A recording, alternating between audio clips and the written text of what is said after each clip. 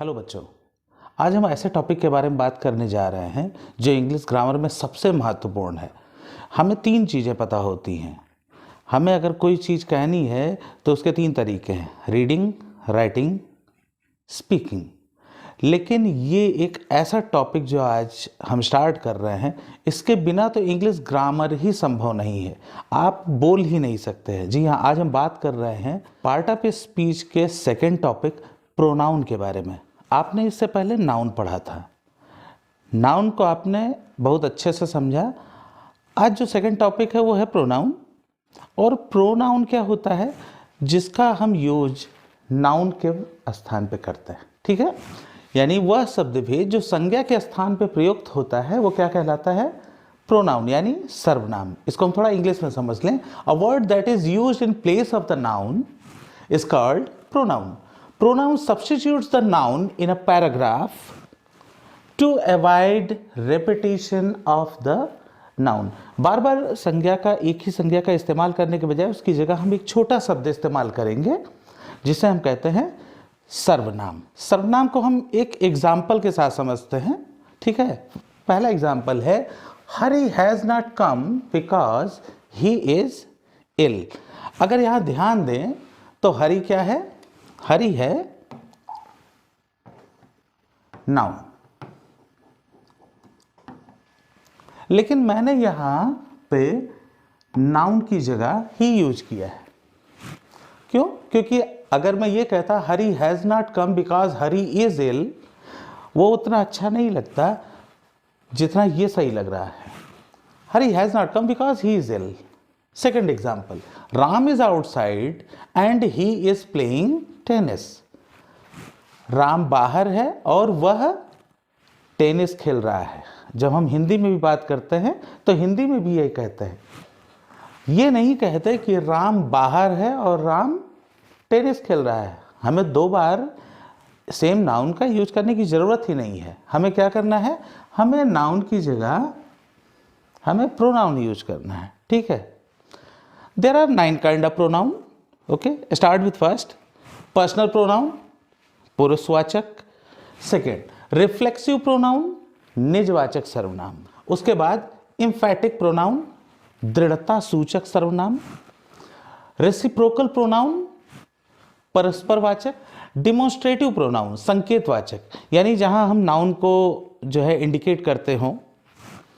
Interrogative pronoun, यानी प्रश्नवाचक सर्वनाम जिसमें प्रश्न पूछा जाता है ना. इंडिफरेंट प्रोनाउन, अनिश्चयवाचक. ऐसे ही डिस्ट्रीब्यूटिव प्रोनाउन, विभाग सूचक. ठीक है, यूजुअली ये होता है कि किसी ग्रुप, कोई ग्रुप है अगर 8-10 लोगों का, और अगर उसमें हम पर्टिकुलर हर पर्सन को जो है अगर हम इंडिकेट करते हैं. ठीक है, वैसे भी ज़्यादातर इसे जो है प्रत्येकवाचक सर्वनाम भी कहा जाता है. इसके बारे में भी हम आगे चर्चा करेंगे. रिलेटिव प्रोनाउन, संबंधवाचक सर्वनाम. शुरू करते हैं पर्सनल प्रोनाउन से. ठीक है, पर्सनल प्रोनाउन क्या होता है? पुरुषवाचक सर्वनाम. Those are simple pronouns that are used to substitute proper names. अर्थात ऐसे सर्वनाम जहां पुरुष, स्त्री या वस्तु प्रकट हो. ठीक है, जैसे एग्जाम्पल के लिए अगर हम कहें आई, मैं, वी, हम, यू, तुम, दे, वह, ही, शी. इन दोनों का यूज मतलब होता है वह. ही होता है मैस्कुलिन और शी होता है फेमिनिन जेंडर के लिए. ठीक है, और इट होता है थिंग्स के लिए. तो इसीलिए हमने कहा यहाँ पुरुष, स्त्री या वस्तु, इसीलिए मैंने इन तीनों का इस्तेमाल किया है. वैसे भी जो पर्सनल प्रोनाउन है वो 3 टाइप के हैं, फर्स्ट पर्सन, सेकंड पर्सन और थर्ड पर्सन. फर्स्ट पर्सन का यूज बात करने वाले व्यक्ति के लिए होता है. ठीक है, जैसे आई और वी से बनने वाले शब्द. ठीक है, साथ ही साथ जो इनसे बनने वाले शब्द होते हैं जैसे me, my, mine, us, our. Second person, इसका प्रयोग होता है बात सुनने वाले व्यक्ति के लिए. ठीक है, जैसे यू या उनसे बनने वाले शब्द योर्स, योर. ठीक है,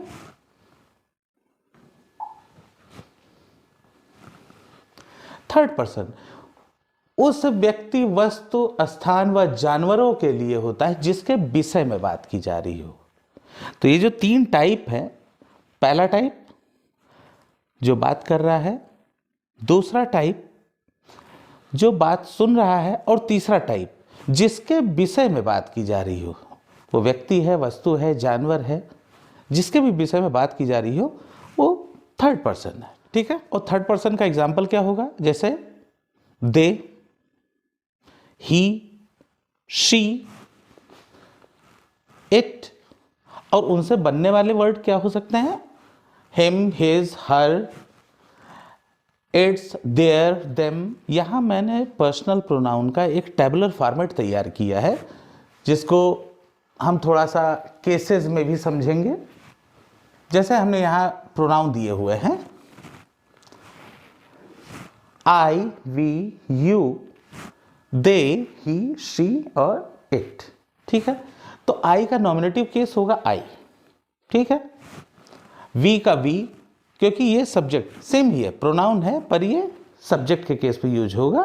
ठीक है। सब्जेक्ट के रूप में यूज होता है वर्ब के लिए, तो नॉमिनेटिव। लेकिन जब हम इसे ऑब्जेक्ट के रूप में इस्तेमाल करते हैं, तो अगर आई है तो आई का ऑब्जेक्टिव केस क्या होगा? मी। जैसे कि वी का अस, यू का सेम होता है। ठीक है। दे का देम, ही का him, she her, it it. लेकिन जब पॉजेसिव केस आता है, जहां पे हमको अपना हक जताना हो, तो वही मी का माई, माइन, अस के लिए यानी वी के लिए हम अवर, अवर्स, यू के साथ योर, योर्स, दे के साथ देयर, देयर्स, ही के लिए हिज, ऐसे ही हर, हर्स, शी के लिए, एंड इट के लिए इट्स। यहां हमने पर्सनल प्रोनाउंस को अलग अलग डिवाइड किया है। जैसे कि कुछ इसमें प्रोनाउंस जो है, जो एडजेक्टिव और प्रोनाउन दोनों के लिए इस्तेमाल होते हैं, और कुछ सिर्फ प्रोनाउन के लिए और कुछ सिर्फ एडजेक्टिव के लिए।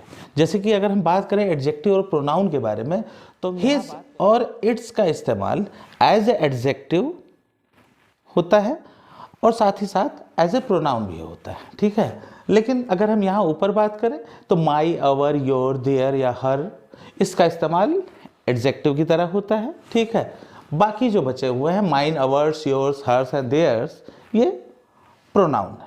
ठीक है। एग्जाम्पल भी हम इस पर चर्चा करेंगे। इस पर हम example,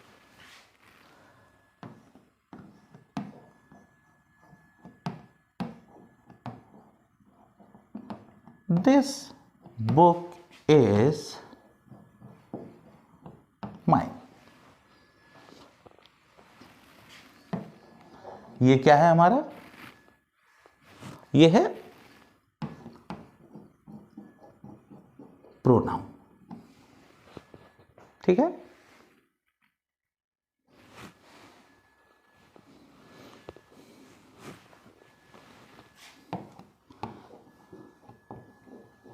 that is yours. Yours क्या है?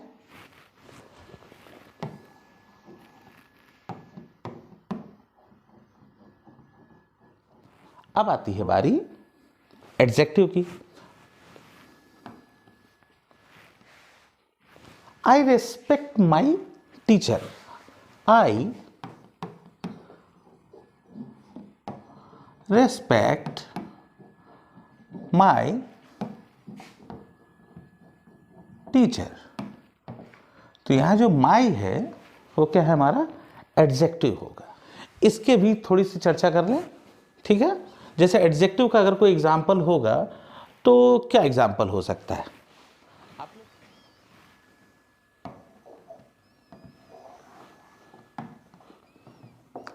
His book is dirty. उसकी किताब गंदी है। तो ये क्या है? एडजेक्टिव। और अगर हम इसके अलावा एग्जाम्पल की बात करेंगे,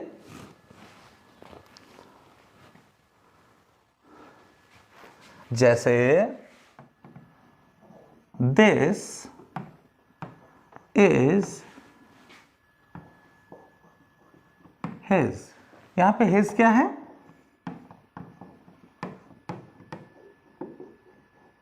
प्रोनाउन। तो आपने देखा मैंने यहां पे दो एग्जाम्पल दिए हैं जिसमें हिज बुक इज डर्टी, यहां क्या दर्शा रहा है? हिज को। हिज क्या है? यहां एडजेक्टिव है, ठीक है। वही सेम हिज यहां पे क्या है? प्रोनाउन है। तो यानी हिज को हम प्रोनाउन की तरह भी यूज कर सकते हैं और एडजेक्टिव की तरह भी यूज कर सकते हैं, ठीक है। ऐसा सर्वनाम जिससे कार्य का प्रभाव सिर्फ सब्जेक्ट पर पड़े और किसी पर नहीं, तो कौन सा प्रोनाउन कहलाता है? Reflexive pronoun. और यहां पे क्या करते हैं, जो भी प्रोनाउन है, ठीक है, उनके साथ सेल्फ या सेल्फ्स का इस्तेमाल करके, साथ में जोड़ करके और उन्हें यूज किया जाता है। सिंगुलर है तो सेल्फ, प्लूरल है तो selfs. For example my, myself, your, yourself, him, himself, her, herself, just like our, ourselves, your, yourselves, them, themselves, ठीक है। अगर सिंगुलर है तो हम योरसेल्फ कहेंगे, लेकिन अगर बात हो रही है प्लूरल की तो हम योरसेल्फ्स यूज करेंगे, ठीक। मैंने यहां लिखा है इस प्रोनाउन से कार्य का प्रभाव सिर्फ सब्जेक्ट पर पड़ता है, अन्य किसी पर नहीं। जैसे कि एग्जाम्पल है द बॉयज हिड देमसेल्व्स, बच्चों ने खुद को छुपा लिया, ठीक है। तो यहां हमने देमसेल्व्स यूज किया है क्योंकि बॉयज क्या है? प्लूरल है, ठीक है। तो प्लूरल के लिए मैंने क्या यूज किया है? रिफ्लेक्सिव प्रोनाउन की यूज किया है, जो वो क्या है? वो प्लूरल है, तो इसलिए हमने इस्तेमाल किया है सेल्फ्स का यहां। एक एग्जांपल है ओल्ड मैन हंग हिमसेल्फ, बूढ़े आदमी ने खुद को फांसी लगा ली या लटका दिया, ठीक है। यहां हमने देखो ये ओल्ड मैन सिंगुलर है, तो हमने यहां क्या यूज किया है? हिम के साथ सेल्फ का इस्तेमाल किया है। Another example I covered my self with blanket, मैंने खुद को कंबल से ढक लिया। आई के साथ हमने क्या यूज किया है? आपने पर्सनल प्रोनाउन में ऑलरेडी देखा था, आई के साथ माई यूज होता है, ठीक है, माई सेल्फ, ठीक, समझ में आ गया। अब आगे बढ़े। मैंने टाइप्स बताते समय ये डिस्कस किया था कि जो रिफ्लेक्सिव प्रोनाउन है वो थोड़ा बहुत एम्फैटिक प्रोनाउन के साथ मिलता है, क्योंकि जो भी रिफ्लेक्सिव प्रोनाउन है जैसे माई सेल्फ, देम सेल्फ, ये सभी एम्फैटिक प्रोनाउन में भी यूज होते हैं। क्यों? A pronoun that is used to emphasize something or someone in the sentence, ठीक है। For example I myself will do it, I myself will do it, ठीक है। यहां आई के साथ माई सेल्फ तुरंत यूज किया है, तो यहां क्या दिखाता है? ये दिखा रहा है कि ये एम्फसाइज कर रहा है, ठीक है, यानी दृढ़ता दिखा रहा है, दृढ़ पूर्वक कर रहा है, नहीं मैं खुद कर लूंगा, ठीक है। तो है ना, वही एम्फैटिक हो गया ये एम्फैटिक। तो यानी वो जो रिफ्लेक्सिव प्रोनाउन है और एम्फैटिक प्रोनाउन है उसमें बहुत थोड़ा सा अंतर है। यहाँ एम्फसाइज किया जा रहा है, a pronoun that is used to emphasize something, है ना, it is found immediately after noun or pronoun, ठीक है। जैसा कि आपने यहाँ देखा नाउन के साथ माई सेल्फ यूज किया है, ठीक है। I myself will do it, आप इसको दूसरे तरीके से भी लिख सकते हैं, I will do it myself. यहां उन्होंने प्रोनाउन के साथ डायरेक्ट यूज किया है, ठीक है, second example, he himself said so. He himself said so, थोड़ा मिसप्रिंट हो गया है, ध्यान मत दीजिएगा। He himself said so, noun के साथ एम्फैटिक प्रोनाउन। सेम, सी हरसेल्फ सेज सो, सी के साथ हरसेल्फ, और सेम यहां पे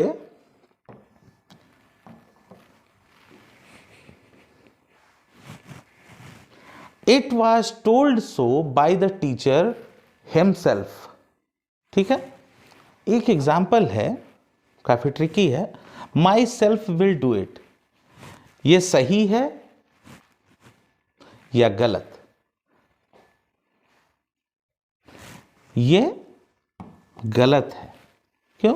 क्योंकि कभी भी एम्फैटिक प्रोनाउन का इस्तेमाल हम नाउन की जगह पे नहीं कर सकते। तो इसका सही एग्जाम्पल होगा आई माई सेल्फ विल डू। अब आप लोग सोच रहे होंगे कि मैं बार बार जो है ये आई के जस्ट बगल में जो है मैं एम्फैटिक प्रोनाउन क्यों यूज कर रहा हूं। तो इसका बहुत सिंपल सा आंसर है, ये आंसर है एम्फैटिक होना। जब भी कोई चीज़ एम्फेसाइज होती है तो वहाँ पे ज़रूरी हो जाता है कि हम नाउन के साथ एम्फैटिक प्रोनाउन का इस्तेमाल करें। जैसे अगर हिंदी में बात करें, मैं खुद कर लूँगा, तो मैं के साथ खुद, यानी ये एम्फैटिक प्रोनाउन मैंने हिंदी में भी यूज़ किया, तो उसका इंग्लिश में भी होना ज़रूरी है। आज का आपको लेक्चर कैसा लगा ये आप हमें कमेंट में ज़रूर बताइएगा, और जो यहाँ पे नए हैं वो मेरे चैनल को लाइक करें, सब्सक्राइब करें, और साथ ही साथ शेयर भी करें, ताकि बाकी लोगों के पास भी इस टॉपिक से रिलेटेड जानकारी पहुँच सके। Thank you.